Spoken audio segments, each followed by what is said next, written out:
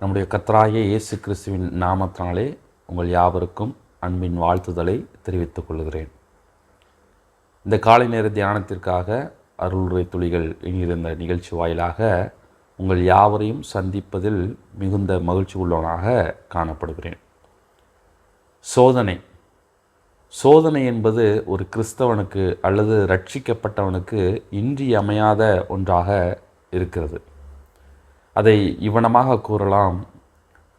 சோதனை என்பது ஒரு ரட்சிக்கப்பட்டவனுக்கு அல்லது விசுவாசிக்கு வாக்களிக்கப்பட்டது என்றும் நாம் எடுத்துக்கொள்ள முடியும். சரி, இந்த சோதனையின் காலங்களில்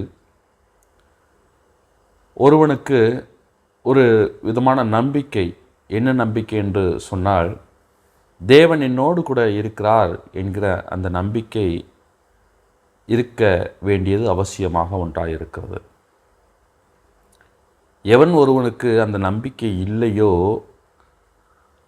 அவர்கள் அந்த சோதனையிலிருந்து விழுகிறவர்களாக அல்லது அந்த சோதனையின் காலங்களிலே பயப்படுகிறவர்களாக, திகைக்கிறவர்களாக காணப்படுகிறார்கள். அப்போது அந்த சோதனையின் போது அந்த நம்பிக்கை, தேவன் என்னோடு கூட இருக்கிறார் என்கிற அந்த நம்பிக்கை எப்பொழுது வரும் என்று சொன்னால், ஒருவன் தேவனுடைய சித்தத்தின்படி நடக்கும் போதும் அல்லது ஒருவன் தேவனுடைய வழியிலே நடக்கும் போதும் இப்படிப்பட்டதான நம்பிக்கை அவனுக்கு காணப்படும். உதாரணத்துக்கு நாம் பார்ப்போம் என்று சொன்னால், பழைய ஏற்பாட்டில் தேவ மனுஷனாகிய எலிசாவினுடைய வாழ்க்கையிலிருந்தே நாம் இதை கற்றுக்கொள்ள முடியும்.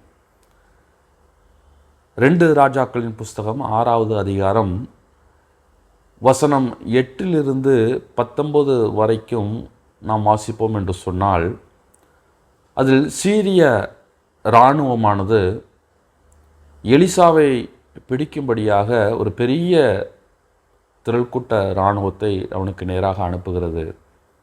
அந்த காரியம் நமக்கு நன்கு அறிந்த ஒரு காரியமாக இருக்கிறது. அப்பொழுது எலிசா எவ்வண்ணமாக அங்கு அவனுடைய உணர்ச்சிகளை வெளிப்படுத்தினார், அதே நேரத்தில் அவனுடைய ஊழியக்காரன் எவ்வண்ணமாக அவனுடைய உணர்ச்சியை வெளிப்படுத்தினார் என்று நாம் அதிலிருந்து வாசித்து புரிந்து கொள்ள முடியும். எலிசா தனக்கு என்ன நேரிடுவது அல்லது தன்னை சுற்றி என்ன நேரிட்டு கொண்டிருக்கிறது என்பதை நன்கு அறிந்தவனாக இருந்தான். ஏனென்றால் அவர் தேவனுடைய வழியில் தேவனுடைய சித்தத்தை செய்து கொண்டிருந்த மனிதன். ஆனால் அவனுடைய ஊழியக்காரனுக்கோ விளங்கவில்லை. அப்பொழுது எலிசா தன்னுடைய ஊழியக்காரனுக்கு செய்த விண்ணப்பத்தை பார்ப்போம். 2 ராஜாக்களின் புஸ்தகம் 6வது அதிகாரம் அதனுடைய 17வது வசனத்தினுடைய முதல் பகுதி. அப்பொழுது எலிசா விண்ணப்பம் பண்ணி, கர்த்தாவே, இவன் பார்க்கும்படி இவன் கண்களை திறந்தருளும் என்றான்.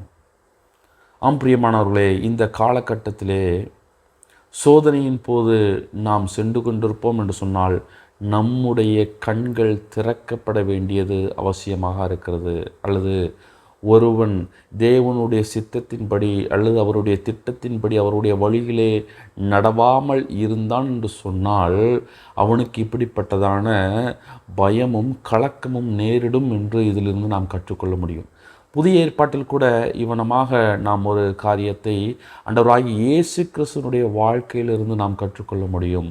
என்ன என்று பார்க்கும்போது, ஆண்டவராகிய இயேசு கிறிஸ்து அவருடைய இக்கட்டான சூழ்நிலைகளில், அவருடைய கடைசி நேரத்தில் தம்மோடு கூட இருந்த சீஷர்கள் எல்லோரும் தன்னை விட்டு ஓடி போவார்கள் என்று அறிந்தும் கூட அவர் கலக்கமில்லாமல் பயப்படாமல் இருந்தார். ஏனென்று சொல்லும்போது, அவர் தேவ திட்டத்தை நிறைவேற்றி கொண்டிருந்தார், தேவனுடைய வழியிலே நடந்து கொண்டிருந்தார்.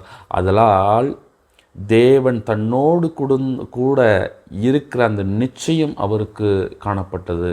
அதை கூட நாம் யோவான் எழுதின சுவிசேஷ புத்தகம் 16வது அதிகாரம் அதனுடைய 32வது வசனத்தில் நாம் வாசித்து அறிந்து கொள்ள முடியும். இதோ நீங்கள் சிதறுண்டு அவனவன் தன் தன் இடத்துக்கு போய் என்னை தனியே விட்டு காலம் வரும், அது இப்பொழுது வந்திருக்கிறது, ஆனாலும் நான் தனித்திரேன், பிதா என்னுடனே கூட இருக்கிறார். ஆம் பிரியமானவர்களே, நாம் தேவ சித்தத்தை, தேவனுடைய திட்டத்தை, தேவனுடைய வழியில் நடக்கும்போது நமக்கு நேரிடும் சோதனைகளிலும், நமக்கு என்ன ஒரு பெரிய விதமான ஆபத்து காலத்தில் நாம் சென்றாலும் கூட தேவன் நம்மோடு கூட இருக்கிறார் என்கிற முழு நிச்சயம் நம்மிடத்தில் காணப்படும். இந்த அருமையான சிந்தையோடு கூட நாம் இந்த நாளை ஆரம்பிப்போம். தேவன் தாமே நம் ஒவ்வொருவரையும் ஆசீர்வதித்து நடத்துவாராக. ஆமேன்.